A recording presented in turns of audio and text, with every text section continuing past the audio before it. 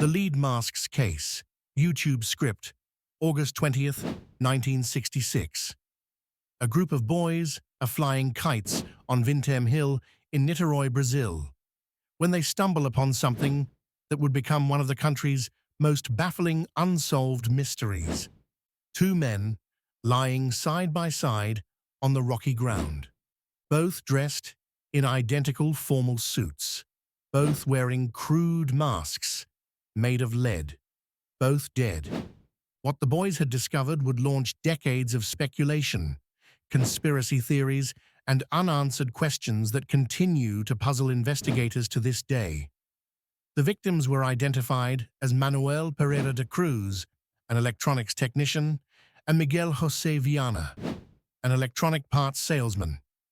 Both were 34 years old. Both had families. Both had seemingly normal lives.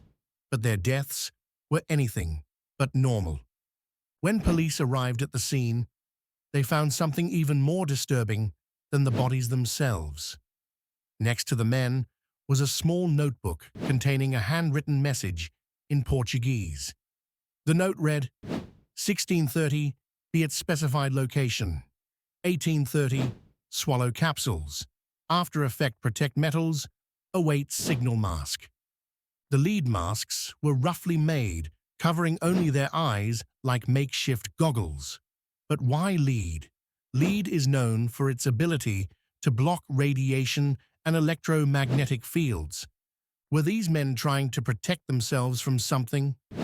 The investigation revealed that on the day of their deaths, the two men had traveled from their hometown of Campos to Niterói, a journey of about 100 miles.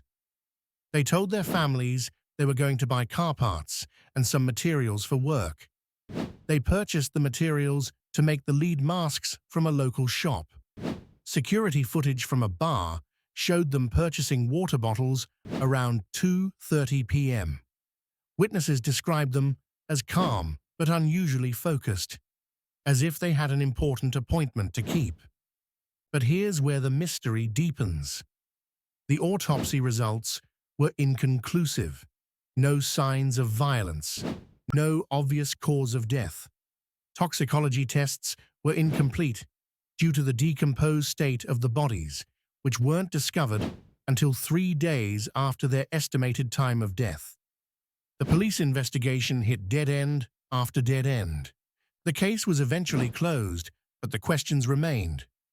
Some investigators believed the men had ingested poison capsules as part of a suicide pact, possibly related to a religious or occult ritual. The lead masks, they theorized, were meant to protect them during some kind of spiritual journey. But other theories emerged that were far stranger. The men were known to be interested in electronics and had been experimenting with radio equipment. Some suggested they were attempting to build a device to contact extraterrestrial life. The lead masks, according to this theory, were meant to protect them from harmful radiation during alien contact. A local UFO investigator claimed that there had been several UFO sightings in the area around the time of the deaths. Could the men have been trying to make contact? Were they expecting some kind of signal from above? Another theory suggested the men were involved in a secret government experiment. Brazil was developing its nuclear program in the 1960s, and some wondered if the men had stumbled upon classified research or were unwilling participants in radiation testing. But perhaps the most chilling theory came from those who knew the men personally. Friends revealed that in the months before their deaths, both Cruz and Viana had become obsessed with spiritualism and the occult. They had joined a local group that claimed to be in contact with beings from other dimensions. According to this group's beliefs, lead masks would protect the wearer's soul during interdimensional travel. The timing mentioned in the note, 1630 and 1830, could have been significant astrological moments for their planned journey. The group's leader was questioned, but denied any involvement in the deaths. However, he did confirm that the men had been seeking a way to transcend physical limitations, and communicate with higher beings. Adding to the mystery, a third man, who was supposed to accompany them on the trip to Niteroi, had fallen ill at the last minute. When questioned, he claimed he had no knowledge of what the other two were planning to do. Years later, another member of their spiritual group died under similar mysterious circumstances, also found with a lead mask. This second case only deepened the enigma surrounding the original deaths. The lead mask's case remains officially unsolved. The Brazilian police files contain hundreds of pages of witness statements, theories, and dead-end investigations, but no definitive answers. Were these men the victims of their own dangerous experiment? Were they trying to contact beings from another world? Or were they simply two ordinary men who got caught up in something far beyond their understanding?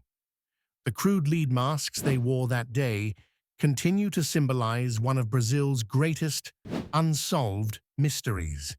Two men, two masks, one inexplicable death that has puzzled investigators for nearly 60 years. What do you think happened on Vintém Hill that August day in 1966? Were Cruz and Viana victims of their own curiosity, or did they discover something that ultimately cost them their lives? The truth died with them on that rocky hilltop, leaving behind only questions, theories, and those haunting lead masks that seemed to promise protection but delivered only mystery. Follow for more real-life mystery stories.